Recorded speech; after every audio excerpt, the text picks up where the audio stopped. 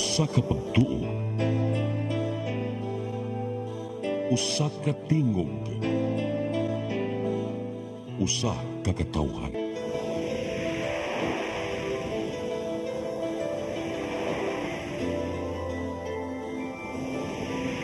Cebu Catholic Television Network.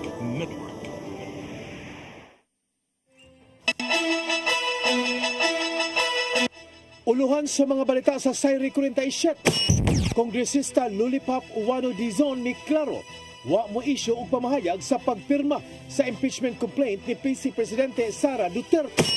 430 ka mga armas na sakmit sa Police Regional Office 7 sa padayong kampanya sa Comelec, Ganba. Libuan ka mga nataktak na trabahante sa kumpanya sa MEPS-1 ni dagup sa Peso, Lapu-Lapu. Kapin 40 kilos nga nasakmit nga shabu sunugon sa PDEA 7. Sugbo, Kabisayan ug Mindanao, Pilipinas ug sa katawhan. Kutob sa maabot sa tong Sibya sa tibuok kalibutan maayong hapon. Live kita karon sa CCTN Channel 47 ug kini ang tulumanon sa nagunang kasayuran nga ngay natong masayran. Tulumanon sa patas ng mga balita ug opinyon. Sa ngalan ni Dennis Tabar, ako si Danica Caballes. Kini ang Sayre 47.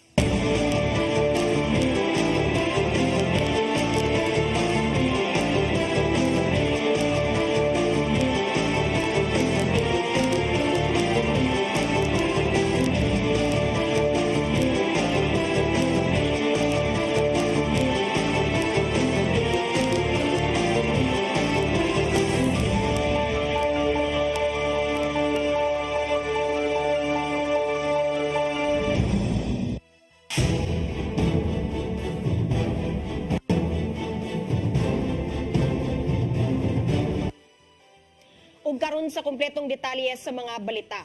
Congresswoman Emery Lollipop Uwano Dizon mihimakak nga miisyu og mamahayag kabahin sa iyang pagpirma sa impeachment ni Vice Presidente Sara Duterte.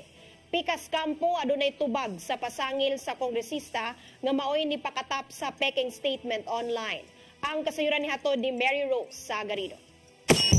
Gisalikway ni Congresswoman Emery Lollipop Uwano Dizon ang nikatap nga peking pamahayag sa iyang pagpirma sa impeachment ni Vice Presidente Sara Duterte. Si Uwano Dizon nalakip sa siyam ka mga magbabalaod sa Sugbo nga nibutar pabor sa impeachment nga gisuportahan sa 215 ka mga miyembro sa Kongreso. Sa usa ka Facebook post, gipahimangnuan niya ang publiko bahin sa pagkaylap sa disinformation sa mga kaatbang sa politika. Ang peking pamahayag nga nikatap online nga adunay naong ni Uwano Dizon nag-ingon nga okay ra masuko ang mga tawo karon ug hatagan lang og ayuda ug akap aron makalimot sa pagpirma sa impeachment. Kinigihimakak ni Uwano Dizon nga wala siya nagsulti. Agig tubag sa pasangil, si Attorney Jamal James Kalipayan ang Mandawi City Administrator ni Asoy nga kumon ang pagkatap sa peking pamahayag ug nag-ingon nga importante ang pag-issue og opisyal nga katinawan mahitungod sa desisyon sa pagbotar ni Uwano Dizon sa impeachment. Upat ang reklamo sa impeachment nga gisangat batok ang Vice Presidente nga nagbasangil nga sadaan sa paglapas sa Constitution, bribery, graft and corruption, betrayal of public trust ug giingong hulga sa pagpatay.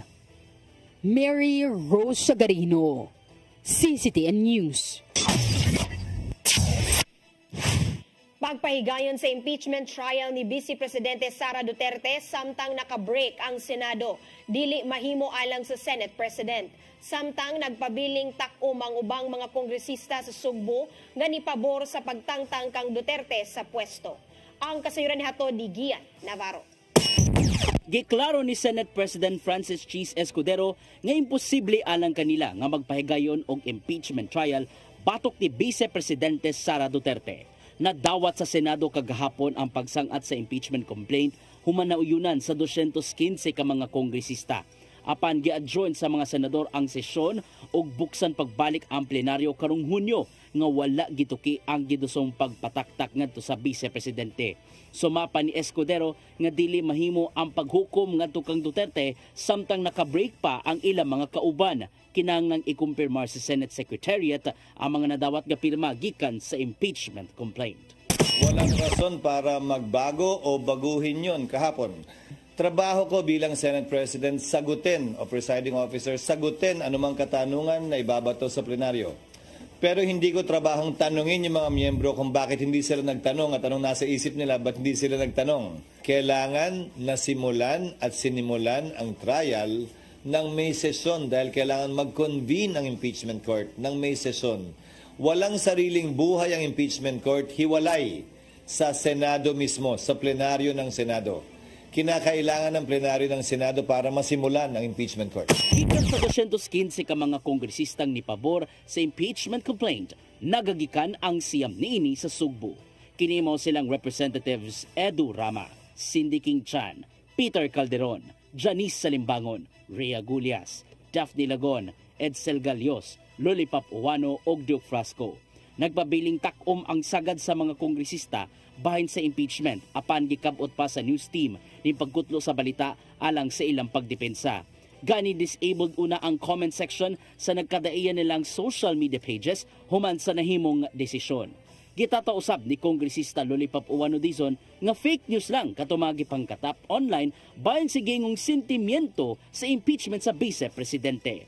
Sa laing bahin, duha ka mga magbabalaod dinhi sa Sugbo ang wala na mirma sa impeachment complaint nga silang Kongresista Cutie Del Mar sa Cebu City North District o Pablo John Garcia sa Tercero Distrito. Sa text message ni Kongresista Garcia ngadto sa mga tigbalita, dili una siya mohatag og dugang pang komento bahin sa nakabot nga desisyon kini isip pagtahod daw sab sa mga kaubanan sa Kongreso. Gian Navarro, CCTN News. Konsehal Jun Alcover na nawagan pinaagi sa konseho sa syudad sa Sugbo ngay patangtang ang mga posters ug tarpaulin sa daplin sa dalan. Apil siyang gikabalakan ang mga political print advertisements nga nakabutang sa mga poste ug punuan sa kahoy. Ang kasayuran ni hatod ni Mary Rose Sagarino. Gipaagi sa plenaryo ang panawagan ni Konsehal Pastor Jun Alcover Jr. nga ipatangtang ang mga election materials nga nagkatag lang daplin sa daan sa dakbayan sa Sugbo. Sa iyang privilege speech sa session, gitumbok ni Alcover nga adunay mga posters, tarpaulins ug ubang political materials nga anara sa palibot. Apil sa iyang gisugyot mao ang pagpanangtang sa mga poster sa mga kumpanya nga gipanglangsang lang sa mga kahoy daplin sa karsada. Kay usa kini sa kalapasan sa Republic Act 3571 nga nagpahugot sa mga print advertisements nga gipampilit sa pampublikong dapit. Ubos sa maong balaod gidili ang pagputol, paghagbas ug pagpanamastamas sa mga kahoy ug mga buwak na nahimutang sa pampublikong lugar. Apan akong nabantayan nga daghan kaayo mga election materials nga gipamilit na gilansang sa mga kahoy nga nahimutang daplin sa dalan.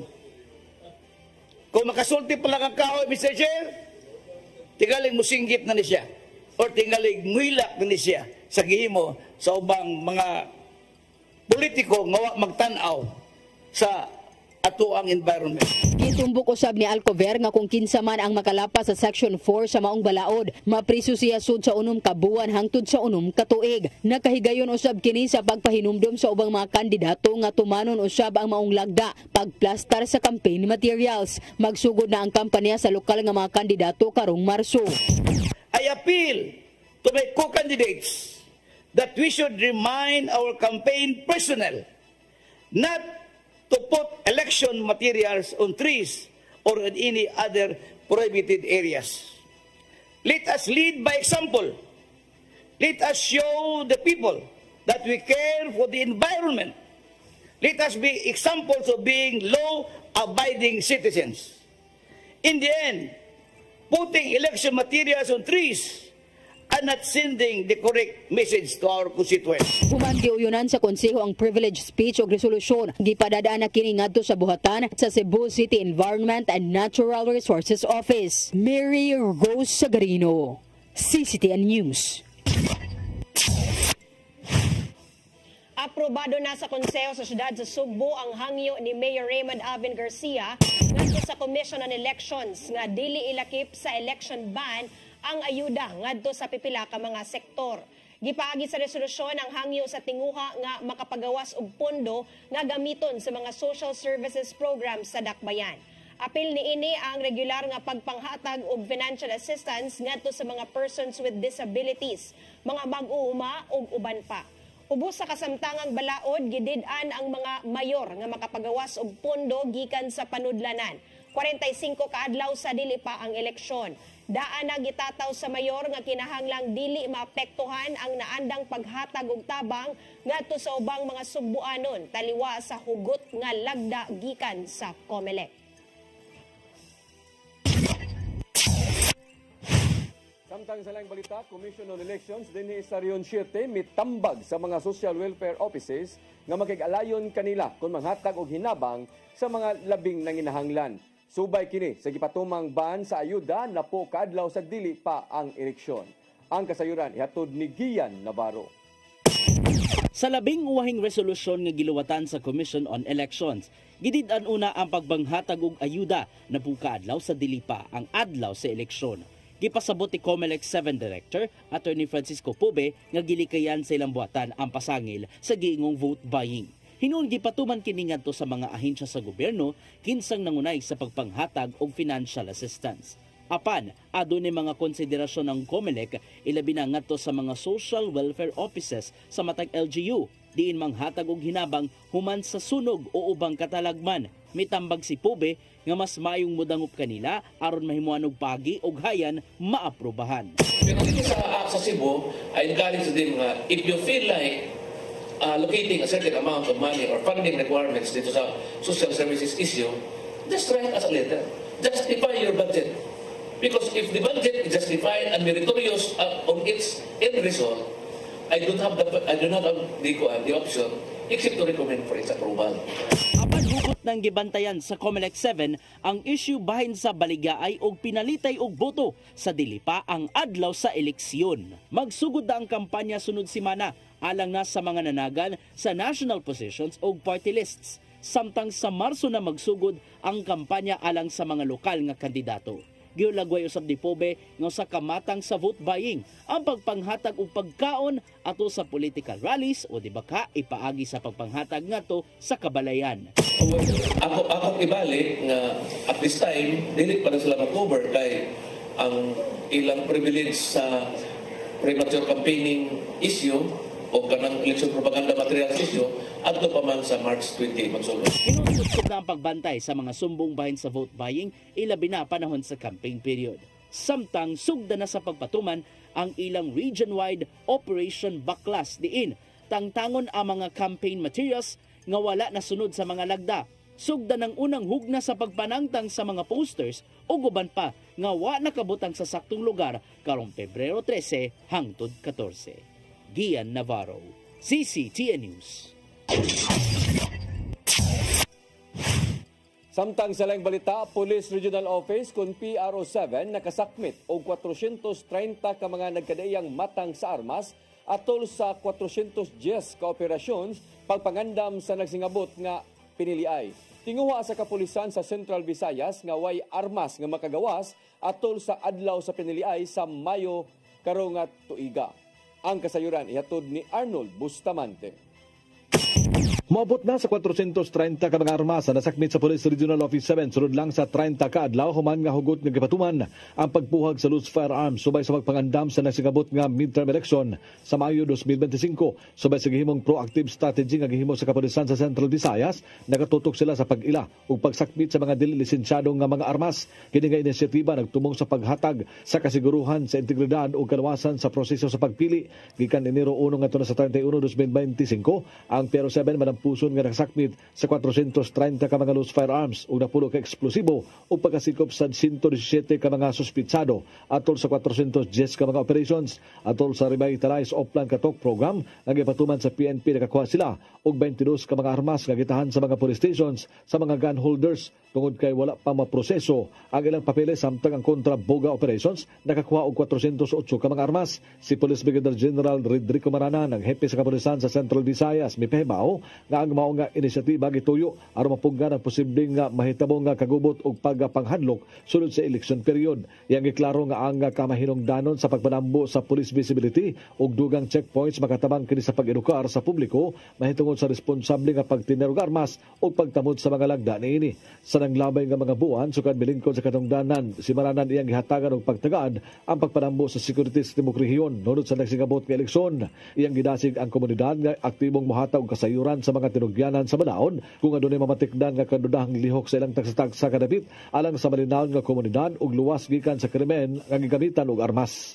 Arnold Bustamante, CCTV News.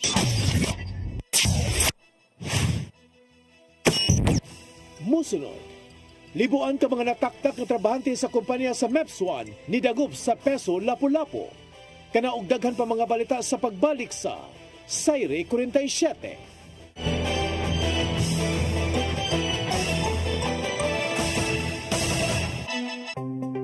Discover the beauty of the Philippines.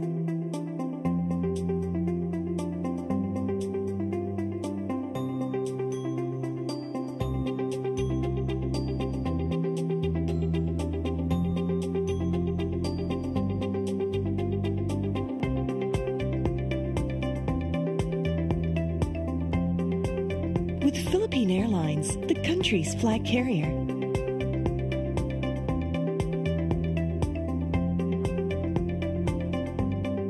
The airline that lets you feel the warmth of the nation.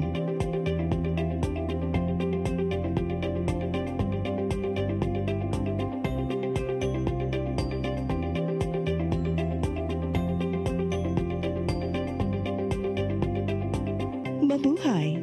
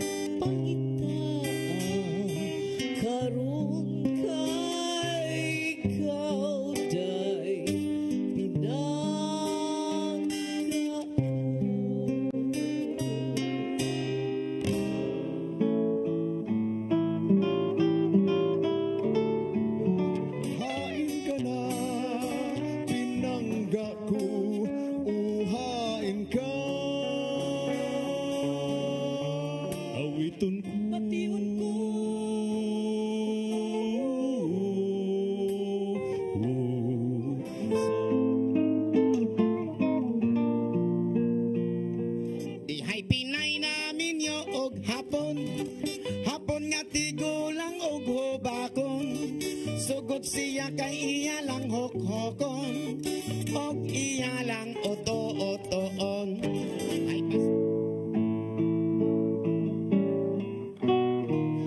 Sayawin day, surain day, surain day, surain day.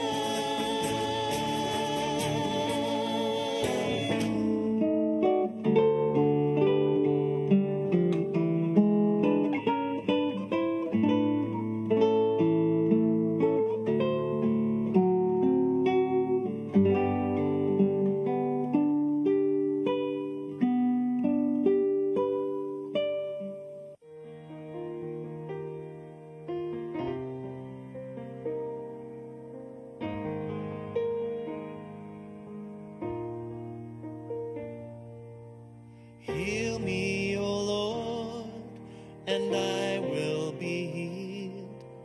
Save me, and I will be saved. Heal me, O Lord, and I will be healed. For you are the one I praise. You are the one I praise. Sing it with me. Heal me, O Lord, and I will be healed. Save me, and I will be saved.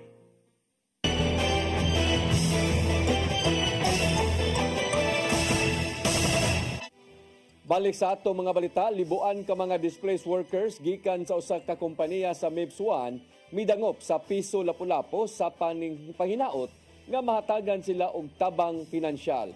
Giduso sila sa piso ngadto sa duli ingon man sa DSWD apan wa pay kasiguruan kanus sila makadawat og ayuda. Ang kasayuran ihatod ni Cristel Joy Filerca. Niabot na sa 1,205 ka mga displaced workers gikan sa usa ka wire harness company sa MEPS1 ang nidangup sa peso Lapu-Lapu sukad ni adtong Enero 28 hangtod karong adlaw. Ang mga trabahante na wadan og trabaho sa nilabay nga tuig sugod sa buwan sa Mayo hangtod sa Disyembre, kini tungod sa gibuhat nga restructuring sa maong kumpanya. Matud ni Kim Francisco, ang peso manager, nga wala sila makahibaw ni ini tungod kay wala giendorso kanila sa naasoy kumpanya ang lista sa mga nawad-an og trabaho. Gikatingalad-an na lang nila nga nidangup na sa ilang buhatan ang pipila sa mga nawad-an og trabaho. Butang kini nga gikasagmuyo sa peso manager. Lain ni aning dakita no kay wa may masayod kung pila gid ni kabukat ng mga displaced workers sa mga kompanya.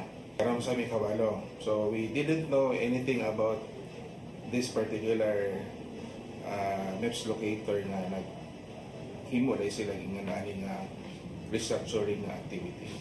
Hinuon na bayaran ra og sakto sa ilang last pay ang maong mga displaced workers. Apan ang ilang pagdangup sa peso nang hinaot nga mahatagan sila og ayuda. Niadtong Biyernes paunta sa nilabay nga semana kutob ang pagpanawat sa peso sa mga nagparehistrong mga displaced workers. Apan wala malikayi nga adunay ni apas karong semana, ilabi na ang kadtong nanguli sa ilang probinsya human mawad-i og trabaho. Sama na lang niining unom ka buwan nga mabdos nga si May Flores, 30 anyos, gikan pa sa Sambuan ug niadto lang sa peso aron magparehistro. Unom ka tuig siyang nagtrabaho sa mong kumpanya isip production operator. Niadtong buwan pa sa Hunyo tuig 2024 siya nawad-an og trabaho. Matod niyang karon lang siya mibisita sa buhatan sa peso Lapu-Lapu human makabasa og post gikan sa usa niya kakauban kaniadto nga mahatagan sila og ayuda kung magparehistro.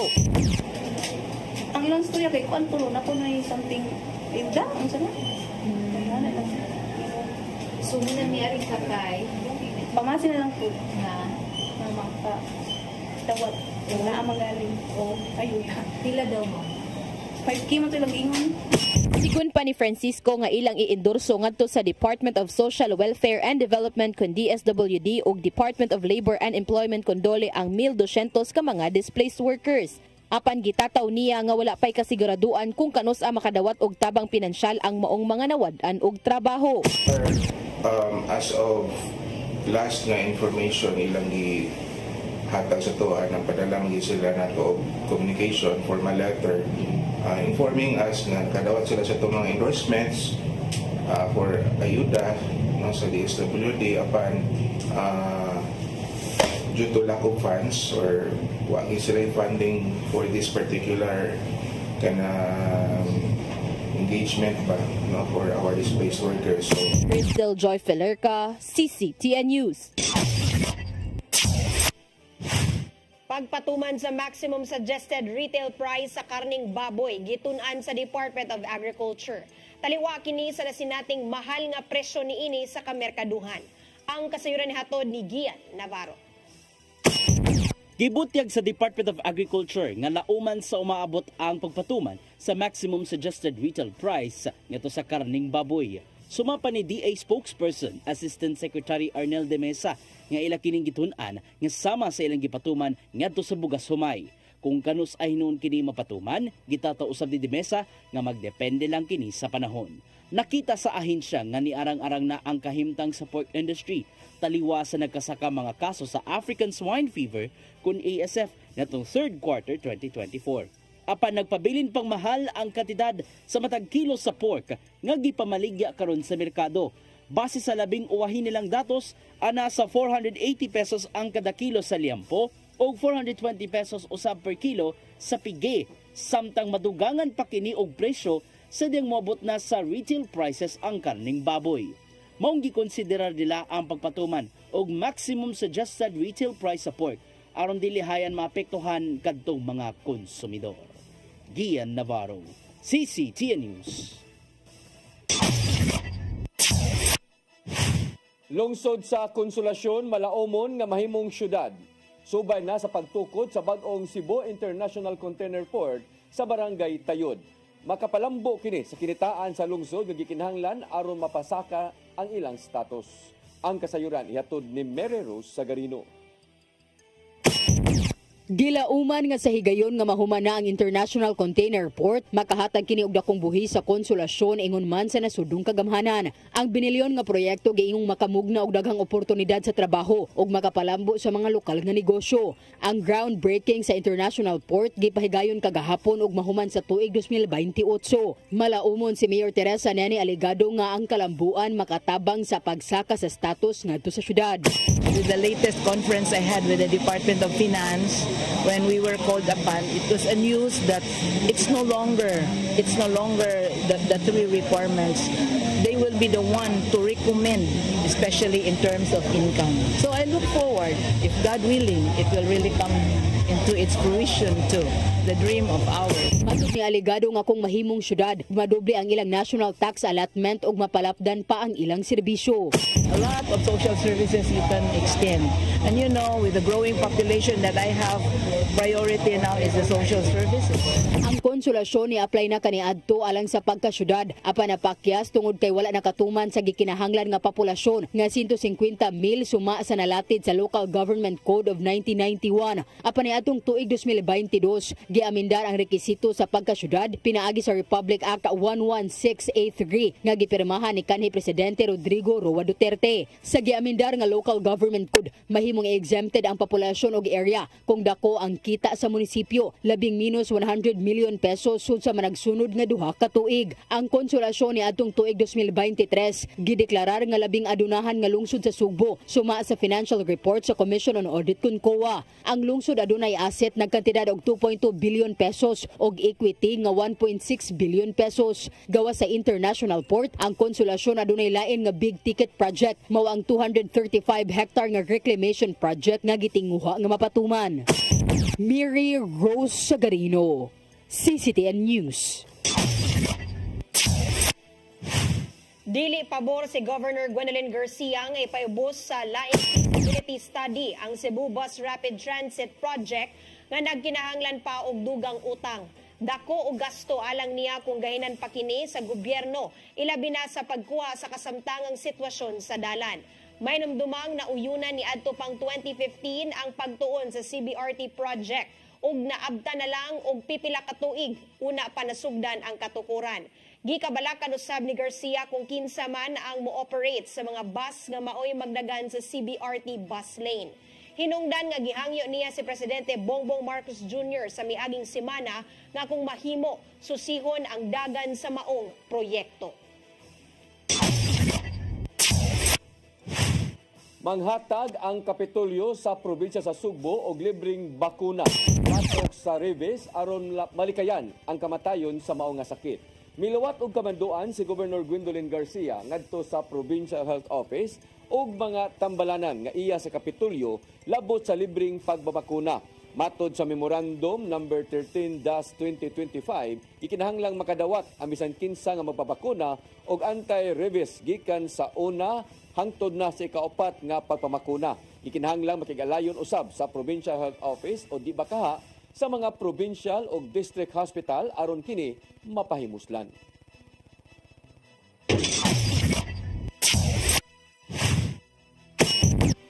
Mosunod, kapin 40 kilos nga nasakmit nga mga shabu sunugon sa PDEA 7. Kana og daghan pa mga balita sa pagbalik sa Sayre 47.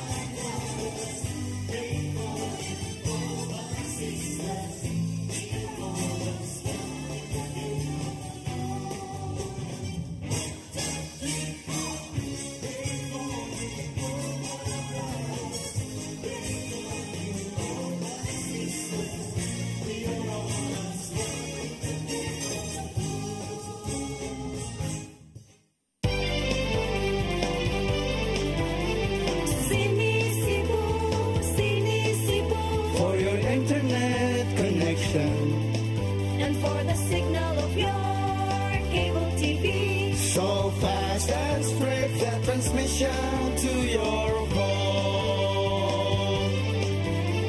Cine Cebu offers you to have fiber optics for your viewing experience, perfect and clear, so fast, so great and affordable for you to enjoy. Cine Cebu Television Network Incorporated offers fiber to the home broadband internet bundled with fiber to the home cable TV connection. Cine Cebu Television Network Incorporated, with its operation in Metro Cebu and the whole province of Cebu soon. Cine Cebu For your internet connection and for the signal of your cable TV. so fast and straight, the transmission to your home. Cine Cebu offers you to have fiber optics for your viewing experience, perfect and clear, so fast, so great and affordable for you to enjoy.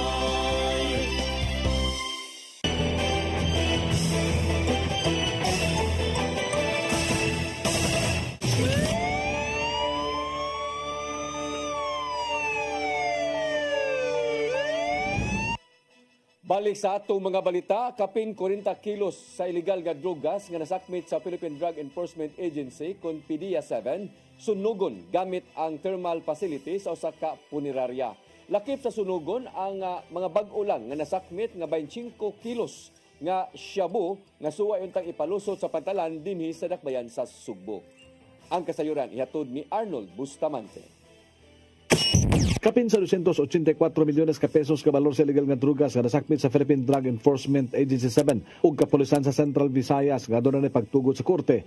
Ang ginakdang sunugon sa Pebrero 13, 2025 sa thermal facilities sa Cosmopolitan Funeral Homes. Mato ni PDEA-7 Director Alex Tablate nga moabot sa kapin 41 ka kilo sa illegal nga drugas. Ang ilang giandam nga sunugon din 16 kilos nini. Ang doon na go signal sa korte nga may naghawid sa kaso nini. Gibutang ni Tablate nga ang labing bago nini katong 25 kilos nga shabu nga magkantidad sa 170 milyones pesos nga nasakmit sa PDEA-7 nga suway nga kapalusot sa pantalan sa Dakbayan Sugbo sakay sa barko gikan sa Masbate nga may resulta sa pagkasikop sa inahan og anak nga taga Ermita. Sa Lunes, Pebrero 10, 2025, doon na himuon nga ocular inspection ang huwes sa korte nga may nagtaral sa kaso uban sa Department of Justice, media ug mga opisyal sa barangay aron mokuha lang og sample nini samtang parayon nga dunggo ng kaso. Natay schedule karong February 13, natay distraction sa Cosmopolitan Funeral Homes diri sa Cebu City. So that's around ang total nato aside sa 25 kilos, natay additional nga more or less mga 16 ni siya, 15 to 16 kilos nga naa mga court orders. So i-appeal pod ni nato kay of course for the public to know nga mao ni ang atong ginabuhat sa mga na-recover or na-seize nato nga mga items from the ground. Pasabot si Tablate nga gitinguhan nila nga mabagtang ang pagduda sa publiko nga ang maong ginaganon sa nasakmit sa illegal nga drugas ilarang nga ibalik sa karsada nga gitawag og recycle. Matud niya nga sa matag doon na sila masakmit nga dagkong kantidad sa illegal nga drugas, daghan ang komento sa social media nganong dili dayon kini sunugon sa kwahi sa marijuana ug mugawas na dayon ang mga pagduda nga ibalik ra kini sa karsada o i-recycle sa ilang ahensya nga hugot niyang gihimakak. Nakita man gud nato ba nga this is common, which is ang feedback sa community sa social media actually nakita nato. That's why ato pud ipakita sa ila nga this is what we're doing. Kay syempre ang common man gud nga kuan di ba sa atong mga sa community is talig asa na pud na mabutang o talig mabalik na pud na sa ana nga kuan. So this is why we're doing this kay mamagud ning ato mandate. Giangkon sa PDEA-7 Director nga daghan gyud ang supply nga makuha sa Sugbo tungod kay giilaman ang Central Visayas nga super region sama sa National Capital Region din daghan ang mogamit nini. Apan iyang gipasabot nga ang Sugbo usa-usam sa agianan sa supply sa illegal nga drugas gikan sa Luzon alang sa mga kasikbit nini nga probinsya ug rehiyon. Diri sa Visayas, Cebu is nasa kategory kwanta kanang super regions. And of course, considering tri-cities punta, demand-wise, nagoy demand. So, if we will relate it to the recovery of the 25 kilos, although wala discount that some of those or part of those atong nasis pwede po sa mga neighboring areas. Nagpanayan ang gihimong backtrack investigation sa PDEA 7 uban sa mga ahensya sa gobyerno netong nasakmit nga 25 kilos nga shabu nga mga kantidad sa 170 milyones pesos nga gikan sa Luzon nga giagi sa Masbate ug gisuway sa pagsulod sa syudad sa Sugbo. Arnold Bustamante, CCTV. Senior citizen-friendly stickers gipapilit sa lokal nga kagamahanan sa Lapu-Lapu sa mga establishmento nga nipatuman sa 20% nga discount. Ang maong lakang gibuhat aron sa pag-awhag sa uban nga nagnegosyo sa pagsunod sa balaod, ilabi nga adunay nadawat ang konseho nga reklamo nga adunay wala ni patuman sa paghatag og discount. Ang kasayuran ni hatod ni Crystal Joy Pelerca. Gipapilitan og senior citizen-friendly stickers sa lokal nga kagamhanan sa Dakbayan sa Lapu-Lapu. Ang pipila sa mga establishmento nga nipatuman sa 20% nga discount sa mga senior citizens base sa Republic Act 9994 kun ang Expanded Senior Citizens Act of 2010. Gipasiugdahan kini ni Mayor Junior Dahong Chan, Konsehal Annabeth Quezon nga mao ang chairman sa Committee on Social Services, Senior Citizens and PWDs ug ang commissioner sa the National Commission of the Senior Citizens nga si Mary Jane Loreche. Matod ni Quezon nga tumong sa pagpapilit sa mga stickers aron kini sa pag-awhag sa ubang mga establishmento sa pagsunod sa balaod. Kini aron usab sa pagpahibaw sa mga senior citizens nga ang mga establishmento ni patuman og discount ug aron nga didto na sila mopalit ilabi na gyud sa ilang mga tambal. Matod ni Quezon nga aduna sila'y nadawat nga reklamo kabahin sa duha ka mga butika sa Dakbayan nga wala ni patuman niini tungod sa kabarato sa ilang mga tambal. Apan sigon pa niyang kinahanglan gihapon silang motuman sa balaod. Into this and calling the attention that they should be implementing the 20% discount for senior citizens whenever they purchase medicines, no? Because that is what is stipulated in the law. Gani usa sa maong gireklamong butika ang naisyuhan na og cease and desist order. Pero na-lifted na to siya because they were able to comply. Now, after that, there's another one na po na gireklamo. So, makisurya na po ko ari sa among BPLO or the Business Permit and Licensing Office na to look into this kanang complaint. Crystal Joy Pelerca, CCTN News. Mao kadtong naglangkob sa atong mga balita sa Sayre 47, ako si Dennis Tabar. Ako si Danica Caballes, sangtod ugma sa inyong paboritong tulumanon. Sayre 47.